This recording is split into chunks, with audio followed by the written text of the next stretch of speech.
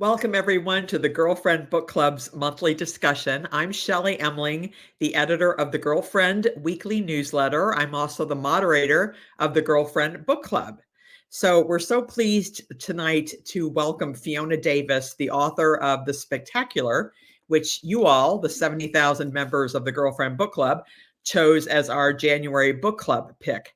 And this is a rare occasion because Fiona Davis is with us tonight for her second time. Our previous book club pick was The Lions of Fifth Avenue, which was also by Fiona Davis. And so she was with us, I think, 2 years ago. So I'm so pleased to welcome Fiona back for a second interview with us. So welcome, Fiona. Hey, thank you so much, Shelley. I'm really honored to be back. This is just an absolute treat. And I said, this is only the second time this has happened that an author has been picked. Her book's been picked twice. So this is amazing. Incredible. I'm really happy to be here. And The Spectacular is such a great book. So first of all, can you just tell us a little bit about what gave you the idea to write this book? Yeah, as I finished up my last book, I got this email through my author website. And this woman wrote to me and she said, I'm in my mid-80s. I'm a former Rockette, and I'd love to tell you all about Radio City Music Hall, including all the secrets. And yeah. So it was just a gift, an absolute gift. So I wrote back immediately and said, yes, I'd love to talk. And we set up this conversation. And she was incredible because she had such vivid memories of that time. She remembered so much. And she was 19 when she danced there in the late 50s to the early 60s. She met her husband there. He was 19. He ran the lighting board. It was this incredible story. So that's really where it came from, a woman named Sandy. So she just found you. She knew you as an author and she thought she should reach out to tell. Oh, that's amazing. I didn't know that, actually. Yeah. I get a lot of wonderful readers reaching out and saying, hey, how about this building? How about that one? And that one just stuck. Well, I know you base your books around New York City landmarks. So did you think of Radio City Music Hall before that woman wrote to you that email, or no, you hadn't thought about that? No way, because I am not a dancer. And the thought of writing about dance was just so intimidating. I just thought this would require so much research. But then once I had that connection with someone who had danced on that stage, it somehow made it easier and opened it up. So I wasn't quite as intimidated. So in your past books, though, like Lions of Fifth Avenue, I mean, do you pick a landmark first and then create a story around it, or how does that work? Yeah, that's what I do. I find a building that interests me, and then I reach out and interview people who know the building, learn everything I can about it, and then just kind of see what happens. And there's always something in my research that kind of makes the hair on the back of my neck stand up. And that's when I know I'm in. That's when I capture that surprise. If something surprises me, I know the reader will be into it as well. Can you guys still see me? Because you have dropped off the screen. I can't see you anymore. Yeah, I can see you fine. You can. Okay. As long as you can see me. Great. Sorry. So I always ask this question. Was there a character or a plot line or a chapter that was really more challenging than the others in The Spectacular to write about? Oh, yeah. I would say it was the scene where Marion, who's the lead, goes to audition for the Rockettes. Because again, this is an intense scene about dance. It's her working with the choreographer and the founder, Russell Markert, in this room full of other dancers, and to capture the nervousness of all these dancers who are trying so hard to get a spot on the line. And that, I knew it had to be right. I knew if there was a little mistake in there, right, in terms of, what term I was using or how a choreographer would speak to a dancer, it wouldn't work. And so I had to make that right. So how did you look into that? How did you investigate that, other than the woman who reached out to you? I talked to a number of former Rockettes, mainly women who danced there in the 40s, 50s, 60s, because I knew that was around the time period. Yeah. And it was incredible because, back then, a woman couldn't even have a checking account of her own unless a man, co-signed it. She couldn't have a credit card unless a man co-signed it. So the idea of these women who are in their teens and early 20s in the middle of the city, making their own money, being financially independent, living their own lives, and not becoming nurses, teachers, or secretaries, which was the typical route at that time, was really shocking. And I talked to so many who said, my father did not approve. He almost refused to let me go. And then I learned all these wonderful things. Like I remember asking one, what's your favorite memory? And she said it was walking arm in arm with her fellow Rockettes down the middle of Fifth Avenue in the middle of the night and singing at the top of their lungs. Oh my And God. to me, that just captured what the book should feel like as Marion gets involved in this group and meets people who she really connects with and who understand her. So in real life, they were all really good friends in some cases, at least. Oh yeah, I would ask them, what was the real skinny backstage? Was there, any backstabbing, anything like that? And they all said no. It was run by a guy, Russell Markert, who was really revered and loved and who took care of them, kind of like a father figure. And they were just so thrilled to be there. So it was none of that. And they're still a really strong alumni organization. Oh, that's great. It's incredible. Yeah. So I have to read this part. So I know there really was a man arrested and charged with planting 32 bombs over 16 years in New York City, and he was arrested in 1957, I believe. So you did not know about that, though. How did that come to play a part in this book? Yeah, that was a surprise. I was looking around to what was going on in the 1950s in New York, because I like to have an anchor that really keeps the reader in that time period and not just in the building. And I learned that, in late 56, the police were ramping up their hunt for the Mad Bomber. I'd never heard of him. And I've lived in New York for over 30 years now. I'd never heard of the Mad Bomber. And so I did some research and I learned that this guy had set all these bombs in iconic New York City locations like Grand Central Terminal, the New York Public Library. He set 2 at Radio City Music Hall. Wow. And that's where I thought, okay, what happened? And then to learn that he was found by using criminal profiling for the very first time. The police went to this psychiatrist named James Russell, and they brought him all the notes that the Mad Bomber had sent. And he looked at them and he said, okay, your guy's going to be 40s to 50s, medium tall height, very methodical. He'll be Roman Catholic from Eastern Europe, living with an older female relative. And then he said, when you find him, he'll be wearing a double-breasted suit and he'll be buttoned. Right. And we won't give anything away, but the science of criminal profiling was born. And I thought that is fantastic. And what a way to meld these two worlds that in fact were melded at that time. So you wanted to write a book about the Rockettes first, and then you found out about this second, I guess. Is that right? Exactly. And that's where it became not only kind of there's romance, there's, all that backstage glamour, and it kind of segues into a thriller at times as well. It's a real thriller. Are you kidding? It's a page turner. So you just talked about the camaraderie between the Rockettes. I mean, was there anything else about the Rockettes that surprised you that you didn't know, that you were kind of wow, that's amazing? Oh, yeah. Oh, so much. Like I learned that when it was first formed in 1925 in St. Louis, they were the St. Louis Rockets. Right. The height requirement back then was 5'2" to 5'5.5" in the 20s. And today, of course, it's 5'5" to 5'10.5", which kind of blew my mind.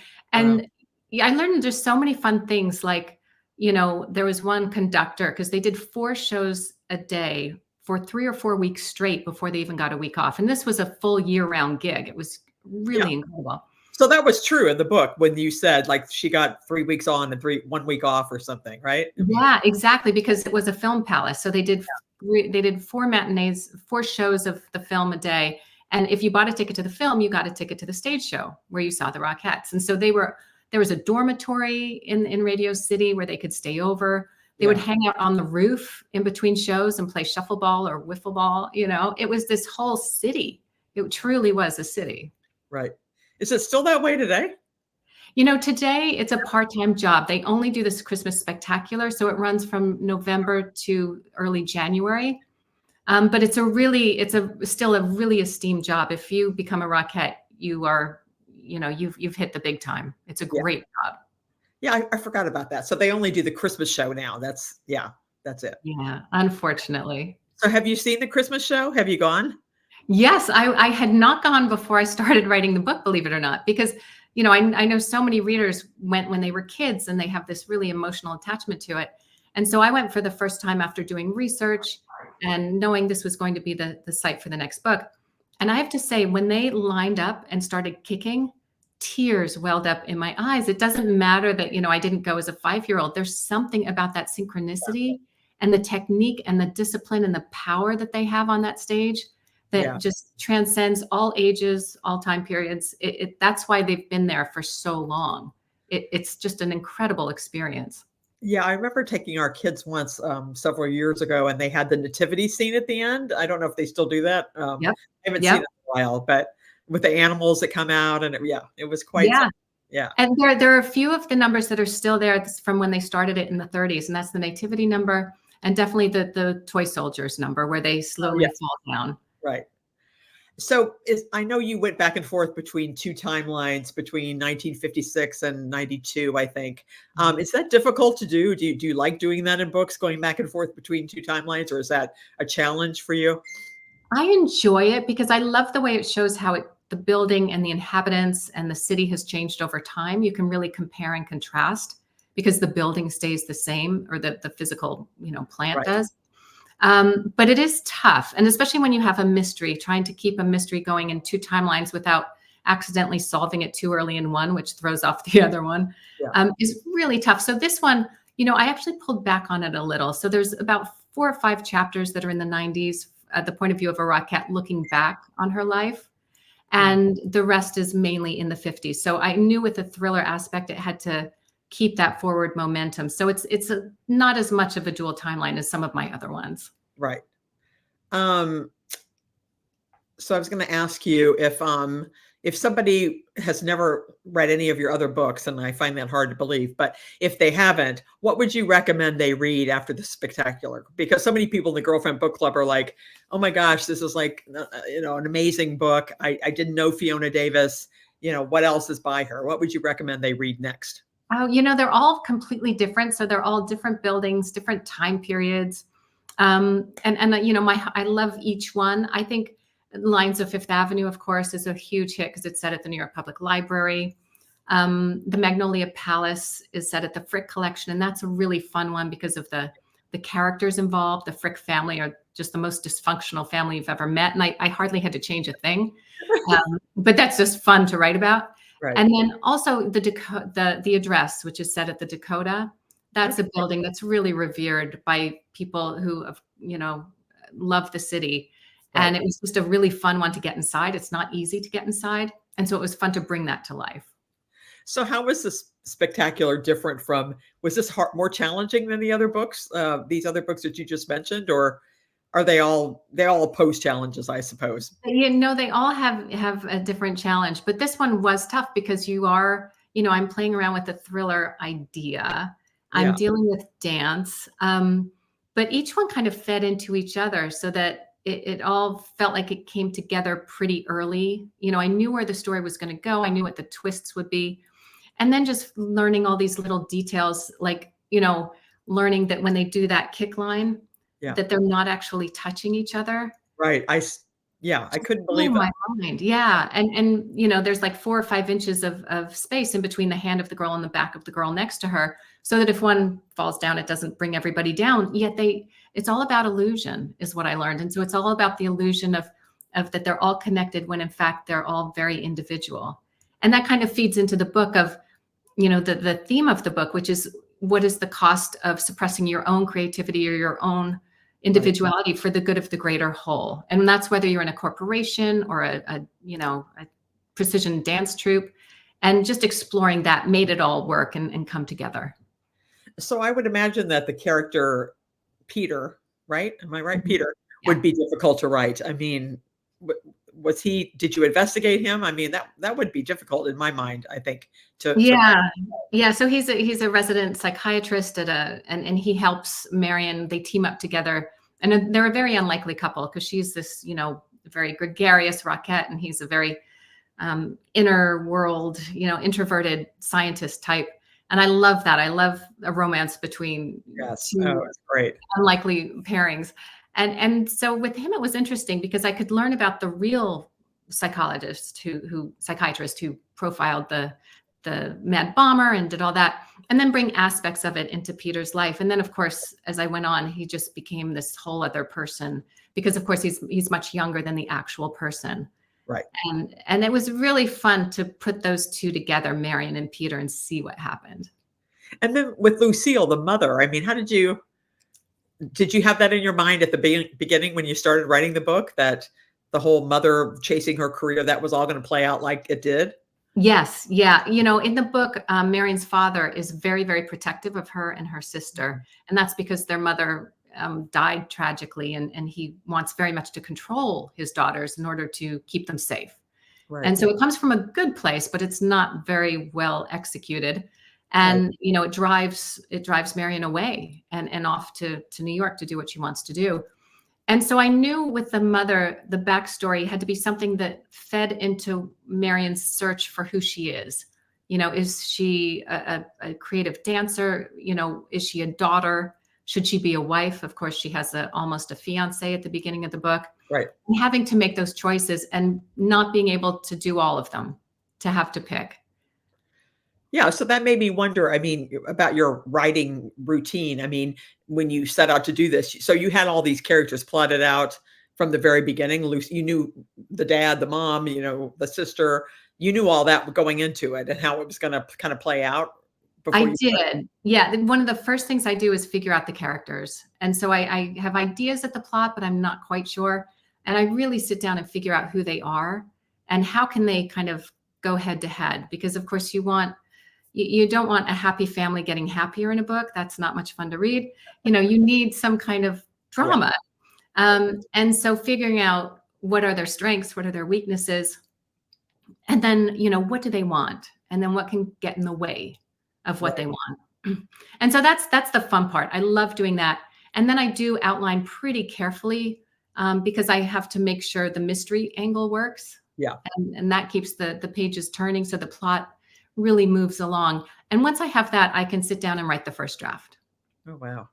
So what is your writing routine like? Do you sit down for 6 hours a day, 8 hours, 4 hours? I mean, I know you're a full-time writer. I mean, how does that work? Yeah, you know, it depends. If I'm writing the first draft, I can only do about 2 or 3 hours tops because then my brain is just fried. Working with a blank page and creating everything from the ground up, that to me is just draining. But once I have that and I start editing, I can work, you know, 5 or 6 hours at a time, just trying to smooth out the plot, make sure everything makes sense. And to me, that's the fun part. Yeah. It's hard because you have to keep an entire book in your head. Right. You know, all these moving parts. And so everybody's consistent. And that's tough. And that's where you need an outside eye. And that's where a good editor and a good agent, which I have luckily, can read it an early draft and say, okay, let's, you know, drop this, add that. And they're absolutely right. So how long did it take you to write this spectacular? It took a little over a year. And so I'm pretty fast. I always tell people I don't have kids, so that helps, you know? And so, yeah, it's about 3 or 4 months of research and then 3 or 4 months to write a first draft. And then I do about 10 drafts after that, where I'm reading it, putting it aside, rereading it, editing it, and doing that over and over and over. Yeah. So tell us a little bit about your background. I mean, how did you become this, you know, pretty famous full-time writer? Yeah, you know, I stumbled into it kind of late. I didn't publish the first book until I was 49. So okay. Yeah, I highly advise everyone to switch careers every 10 years. That's what I seem to have done. And you eventually land. Yeah, eventually you find something you enjoy. But I came to New York as an actress, actually, and did Broadway and off Broadway and regional theater. And it was great for, you know, 10 years. I worked with a theater company and just had a really great time. And then I realized as I hit my 30s that it was going to be tougher to get roles when you're no longer the ingenue. And I thought, what else do I want to do? And I had no idea. And so you know what I did? I went to NYU, their career counseling place downtown, and I took a Myers-Briggs test, which tells you your personality and what you should do. And I did that, and they said, okay, here's your answers. You should either be a journalist or a policeman. So that was easy. So I applied to Columbia Journalism School and got in there, thank goodness. And Yeah, and got a master's there. And that was where I learned to write. I did not write before then. And this It was is so writing funny 'cause I actually did research on you today, and for some reason, I did not come upon this idea that you wrote your first book at 49. Wow. yeah, my secret past. Yes. Yeah. That's No, incredible. it was so much fun. And, I loved journalism, and I wrote about health and fitness and the arts and that kind of thing. And then the idea for the first book came from an article set that I wanted to write about the Barbizon Hotel for Women and how it had changed over time. And I couldn't write that article because the sources were very private at that time. And I started thinking this would be a great book. I'd love to read this book. And then I thought, why don't I try and write it? Wow. So I have to ask, I mean, what authors do you love right now? What books would you recommend to the audience? What's on your nightstand right now? Yeah, I know a lot of people are reading this book, but Frozen River by Ariel Lawhon. I haven't read Um, it yet, but I've heard about it. Yeah. it's great, and I may have mispronounced her name. I've only seen it in writing. Lawhon. It's a great book, and her author's note is spectacular. If I love a good historical fiction author's note, and she Yeah, nails it. I do too. Right? That's the fun part of seeing how it came together, what's real, what's not. And then Yeah. I just finished North Woods by Daniel Mason. Oh, And I've it's heard of similar it. to my books in that he takes a plot of land in Western Massachusetts and just tells it's like short story upon short story of the people who came and lived there and moved on, and how it, starting from Indians to colonial times to the Revolution to the Civil War to modern day. And each story is its own genre. It's so beautifully done. And so if you like to see how things change over time the way I do, Yeah. that's a 5 stars. It's great. Oh, wow. So is there any talk of a movie version of this spectacular?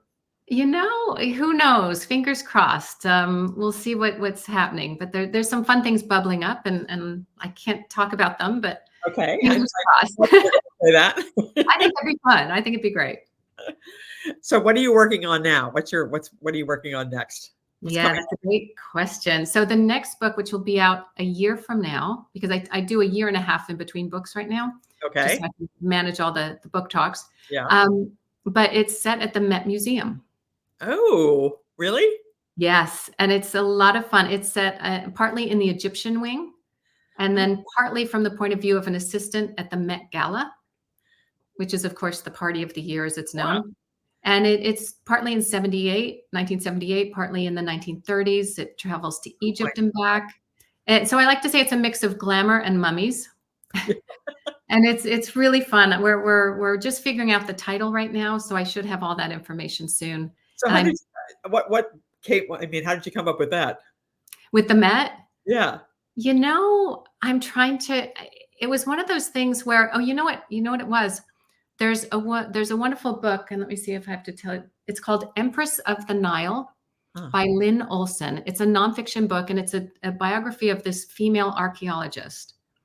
And she lived in the kind of in the 20th century, Right. and she did everything from saving paintings in the Louvre from the Nazis to Wow. going to Egypt and making these huge discoveries.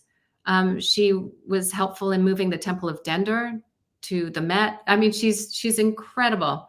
And I was so inspired by it that I thought, oh, a book at the Met, this has to be done. Really? Oh, that's really Mhm. interesting. So I always ask, and I think I probably asked you this the first time you were with us, the girlfriend is all about female friendship. What do you love to do with your girlfriends for fun, other Well, than reading or talking about books? yes, yes.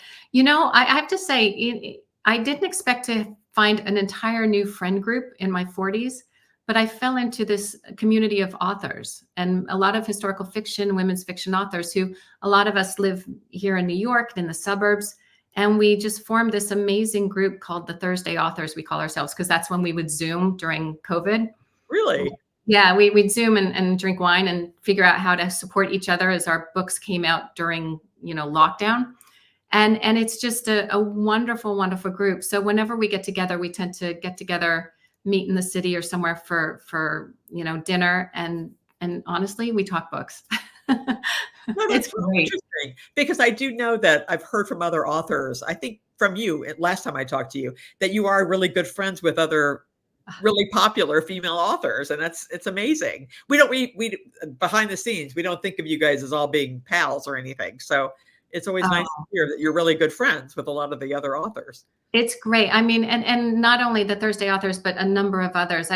With historical fiction, I think there's so much work involved that you really respect anyone else who's trying to do this. And so Yeah. you have an instant bond, whether it's Kate Quinn or Marie Benedict. There's just so many authors out there who I adore. And it's really wonderful to be able to get together and talk shop. So who reads? Do you have anybody that you run your copy by, like a family member or a friend, before you send it to your agent, perhaps, or Yeah, I do. I send an early draft to my mom. oh, you And do? Okay. yeah, and only because she's English, and so she reads it and she goes, "Oh, it's lovely." And that's what you need at that early draft, No matter what, it's Yeah, lovely. it's not. It's not. It's got so much work to do. And so that's just that little boost I need to get it off and up and running. Oh, that's really sweet. So anything else you want to tell the Girlfriend Book Club audience before we close? Oh, I'm trying to think. Yeah, feel free to sign up for my newsletter. You can find it on my website if you want to get news as we kind of ramp up to the launch. And oh, there's one fun thing is I did an audio book with my boyfriend, who's also a writer. It's called Really? The Gimlet Slip, and it comes out March 5th. And it's audiobook only, and then it'll be an ebook after 6 months. It's called The Gimlet Slip, and it's set in Prohibition era New York from the point of view of a woman who runs a criminal empire from the top of the Plaza Hotel. Wow, it's called the Gimlet Split. Is that what you said? Okay. Yep, The Gimlet Slip. All right. I'm going to promote that in the Girlfriend Book Club tomorrow. That's great. Thank you. Yeah, we're excited to get that out in the world. Wow, that's fantastic. All right. Thank you, guys. Thank you, Fiona. Next month, our book is The Heaven and Earth Grocery Store. And James McBride, the author, is joining us on February the 20th at 7:30 p.m. Eastern. So don't miss that. After this talk, I will be posting some conversation starters on the Girlfriend Book Club page so that you guys can talk about Fiona Davis's book. If you haven't read it, it's spectacular. It is spectacular. It's very good. Thank you so much, Fiona, for joining us for a second time. I'm so honored that you're actually a member of the Girlfriend Book Club. It just pleases me so much. So thank you for your time, and good luck with this and your next project. Thank you so much, Shelley. Yeah, these are my people, Gen X. Thank you, guys. Good night, everybody. Thank you.